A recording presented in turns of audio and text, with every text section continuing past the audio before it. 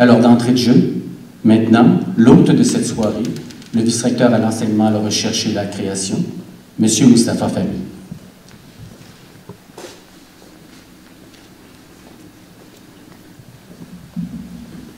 Madame la députée, chère présence, dans le Roi Lear de Shakespeare, il y a un personnage qui s'appelle Gloucester. C'est un vieux noble qui perd tout, sa famille, son titre, sa fortune, et même ses yeux, dans une expérience tout à fait terrifiante. Et soudain, il se retrouve dans la rue, vieux, aveugle et seul. Alors il demande à quelqu'un qu'il retrouve comme ça, qu'il rencontre comme ça dans la rue, de le guider vers les célèbres Cliffs of Dover, les falaises de Dover. Il veut aller là-bas pour se jeter, pour se tuer. Il est en complet désespoir.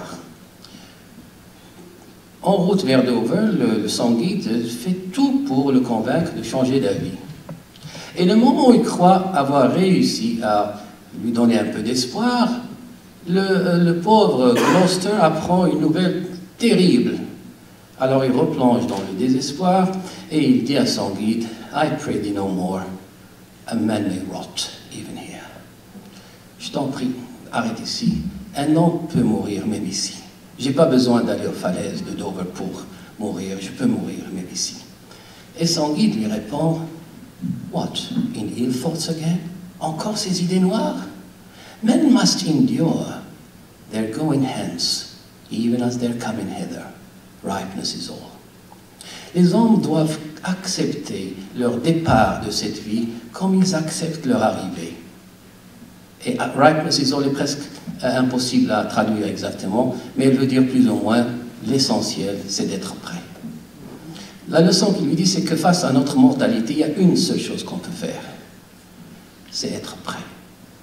En lisant le livre de Nicole Bouchard, j'ai pensé à ce passage de King Lear et surtout à deux dimensions que le livre partage avec le passage de King Lear. La dimension performative, c'est-à-dire que Nicole Bouchard a saisi quelque chose de fondamental. La vérité sur quelques sujets ne peut pas être formulée, ne peut pas être expliquée, ne peut être qu'illustrée par des histoires. C'est-à-dire que Nicole Bouchard aurait eu besoin peut-être d'un livre 4 ou 5 ou 6 fois plus long que celui-là pour arriver au même résultat si elle n'avait pas laissé parler ces gens-là. L'autre dimension, c'est la dimension éthique. Et j'utilise le mot éthique dans le sens philosophique le plus large. Les philosophes distinguent 3 axes dans la pensée éthique. Le premier axe, c'est notre obligation envers nous-mêmes, c'est-à-dire le genre de vie qu'on veut vivre et le genre de personne qu'on veut être. Le deuxième axe, c'est notre obligation envers les autres. Et cela implique les choses qu'on doit faire ou ne pas faire, les choses qu'on doit dire ou ne pas dire dans nos interactions avec les autres. Et le troisième axe, et on oublie souvent qu'il fait partie de l'éthique, c'est notre sentiment de dignité. Le livre touche le concept de dignité, et en touchant la dignité, il touche l'humanité dans toute sa profondeur. La dignité a 2 sens. Un sens postural, ça veut dire que pour être digne, il faut se comporter d'une façon particulière, il faut parler d'une façon particulière, il faut s'habiller, manger d'une façon particulière, il faut vivre d'une façon particulière, et il faut mourir d'une façon particulière. C'est ça, mourir dans la dignité. Mais il y a un autre sens à la dignité, un sens ontologique. Ça veut dire que la dignité est intrinsèque à l'humanité. Ça veut dire qu'il suffit d'être humain pour être digne.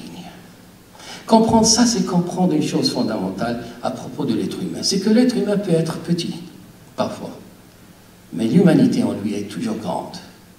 Si on comprend ça, 2 options s'offrent à nous. Ou traiter l'humain à sa propre hauteur, qui peut être petite, et là, on devient petit comme lui, ou le traiter à la hauteur de son humanité qui est grande, et là, il peut grandir, et on peut grandir avec lui. Dans ce livre, en écoutant ces témoignages, en laissant parler ces personnes-là, et en leur donnant une voix et une vie, Nicole Bouchard a décidé de traiter ces gens-là à la hauteur de leur humanité. Ils sortent tous grands, et l'auteur avec. Merci.